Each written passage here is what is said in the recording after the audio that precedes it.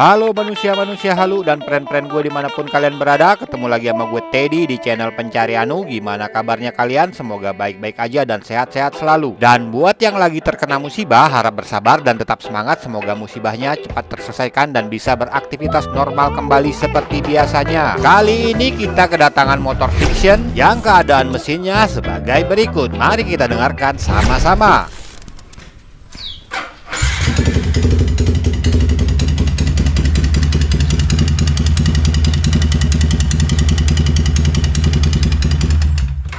Ya, kurang lebih seperti itu ya coy suara mesinnya. Ada konser DWP di dalamnya. Pengen tahu apa penyebabnya dan bagaimana cara memperbaikinya? Simak videonya sampai habis, jangan di skip-skip. Siapin rokok, gorengan, dan kopi. Yuk kita ngeng.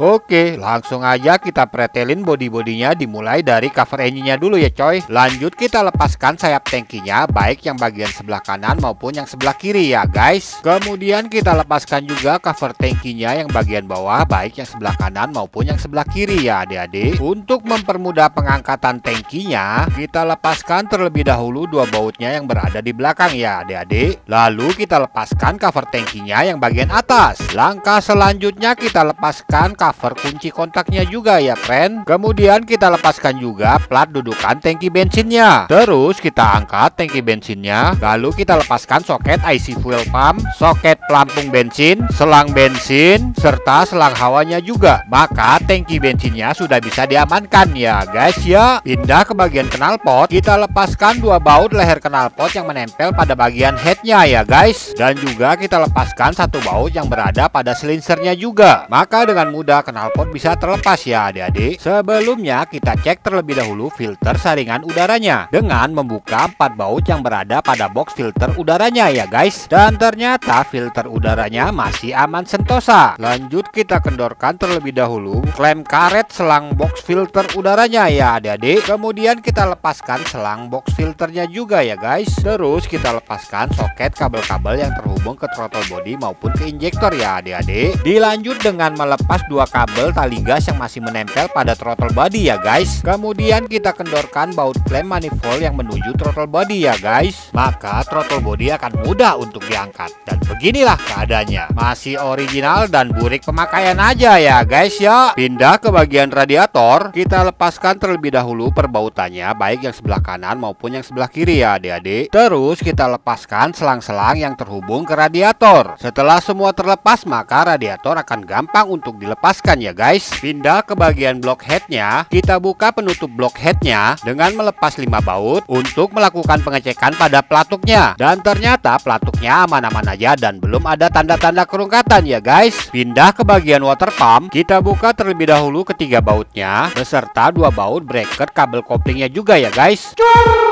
Mantap deh air radiatornya. Dan beginilah keadaan water pumpnya. Masih original dan aman-aman juga ya guys ya. Lanjut kita lepaskan baut gear sentriknya menggunakan impact andalan kita ya guys. Untuk mempermudah pelepasan gear sentriknya, kita lepaskan tonjokan ketengnya untuk dilakukan pengecekan apakah penyebab berisik pada mesinnya dikarenakan tonjokan ketengnya. Dan ternyata tonjokan ketengnya aman-aman aja ya guys. Masih di bagian block head, dikarenakan agak sedikit tricky untuk melepas block headnya, langsung aja kita kendorkan 2 baut block head yang berada di depan. Kemudian kita lepaskan 2 baut block headnya yang di bagian belakang juga ya guys. Terus kita lepaskan 2 baut blok pistonnya yang berada di sebelah kiri ya adik-adik. Kemudian kita lepaskan baut bracket block headnya yang berada pada rangka motor ya guys. Lanjut kita lepaskan juga injektornya ya adik-adik. Maka block head dan blok pistonnya akan lebih mudah untuk diangkat. Dan beginilah keadaan block head dan blok pistonnya. Mari kita review block head dan kroco-kroconya. Block head masih original dan kotor pemakaian aja ya guys. Keempat per klepnya masih original dan aman-aman aja. Keempat klepnya pun masih original dan kotor pemakaian aja ya guys. Balatuknya pun masih original dan aman terkendali ya friend. Intake masih original dan kotor pemakaian. Sedangkan pen pelatuknya masih aman dan terkendali juga ya guys ya. Akan tetapi keadaan blok piston beserta pistonnya ya kalian bisa nilai sendiri ya guys. Sangat mengenaskan.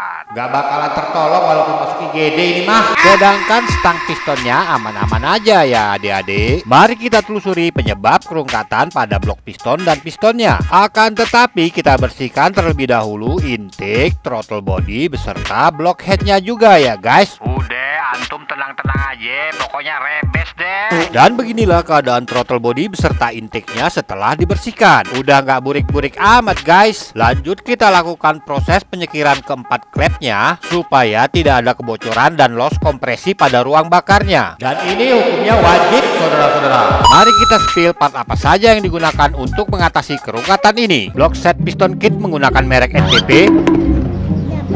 Halo guys. Apaan coba itu? Nggak tahu.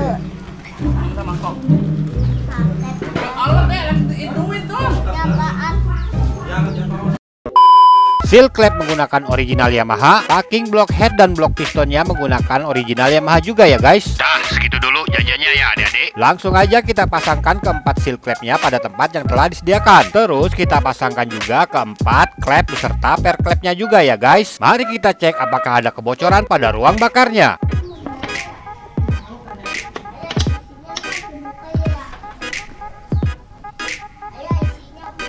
Oke, tidak ada kebocoran dan langsung aja kita pasangkan kedua pelatuknya ya guys. Dilanjut dengan pemasangan noken asnya, kemudian dikunci dengan menggunakan plat penahan noken as. Lalu kita pasangkan dua baut plat penahan noken asnya dan jangan lupa dikencangkan ya guys ya. Beralih ke bagian piston yang rungkat, kita lepaskan terlebih dahulu klip penahan pen pistonnya. Kemudian kita ketok secara perlahan pen pistonnya sampai keluar. Maka piston yang rungkat tersebut akan dengan mudah untuk dilepaskan ya guys ya. Oke, kita abaikan aja piston tersebut karena udah gak guna ya guys. Ya, terlebih dahulu kita persiapkan blok set piston kitnya. Sebelum dipasangkan ke stang piston, kita susun ring-ring pistonnya satu persatu ya guys. Terus kita pasangkan kembali pistonnya ke stang piston. Dan jangan lupa dikunci pen pistonnya menggunakan klip penguncinya ya adik-adik. Kemudian kita pasangkan packing kertas blok pistonnya ke tempat dimana beliau berasal. Terus kita berikan sedikit pelumas ke pistonnya supaya pada saat pemasangan blok pistonnya tidak terlalu tricky ya guys ya. Beralih ke bagian blok pistonnya, kita berikan lem tribon pada packing tonjokan ketengnya secara merata. Kemudian kita pasangkan tonjokan ketengnya ke blok piston, lalu dikencangkan ya jamaah. Setelah tonjokan keteng sudah terpasang, mari kita kembalikan blok pistonnya ke alamnya ya adik-adik. Dan jangan lupa kita pasangkan lidah tensionernya ya friend. Lanjut lagi ke bagian blok headnya, kita berikan lem tribon secara merata terlebih dahulu pada dudukan intake manifoldnya. Terus kita pasangkan kembali intake manifoldnya ke tempat yang telah disediakan ya adik-adik. Kemudian kita berikan lem tribon secara merata pada packing bloknya, lalu kita tempatkan beliau pada tempatnya ya coy. Terus kita pasang kembali blok headnya, lalu kita kencangkan secara merata keempat bautnya ya guys. Kemudian kita pasangkan kembali kedua baut blok pistonnya juga ya guys. Lanjut ke pemasangan gear sentriknya, pastikan pada posisi top gear sentriknya, baru kita bisa kencangkan baut gear sentriknya ya guys. Berikutnya kita pasangkan water pumpnya beserta bracket kabel koplingnya, lalu kita kencangkan bautnya secara menyeluruh ya guys. Baru deh kita pasangkan kembali kabel koplingnya. Pindah ke bagian throttle body, kita pasangkan kembali throttle bodinya di antara intake manifold dan karet box filter udara. Terus kita kencangkan dua baut klem, baik yang berada di intake manifold ataupun yang berada pada selang box filter udara ya guys. Berikutnya kita pasangkan kembali penutup blok headnya ya guys. Pindah ke bagian radiator, kita pasangkan kembali radiatornya ke tempat dimana beliau berasal. Terus kita pasangkan juga selang-selang yang terhubung ke radiator, lalu kita kencangkan supaya tidak ada kebocoran air radiator ya guys. Berikutnya kita pasangkan baut bracket block head ke rangka motor, lalu kita pasangkan kembali injektornya ke throttle body beserta soket-soketnya ya adik-adik. Mari kita cek terlebih dahulu oli mesinnya. Dan ternyata antum bisa lihat sendiri deh gimana oli mesinnya. Gimana nggak mau rungkat blok dan pistonnya. Logikanya yang harusnya 1 liter oli yang berada di dalam mesin, ini segelas pun juga nggak ada ya guys.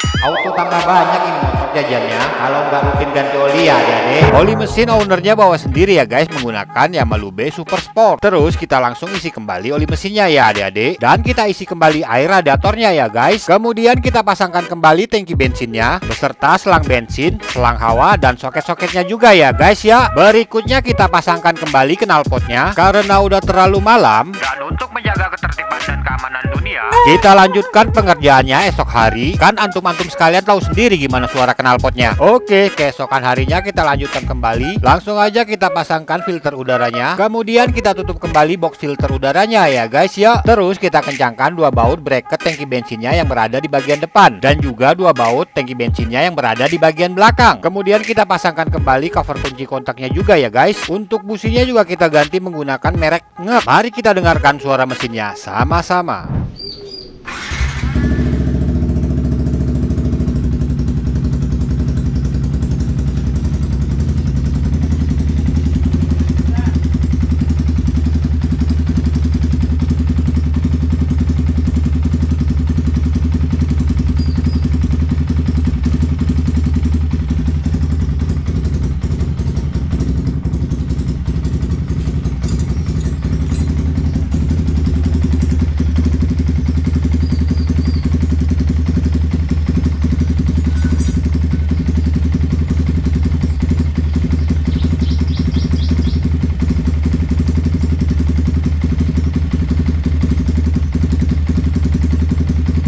Dan lanjut kita test drive.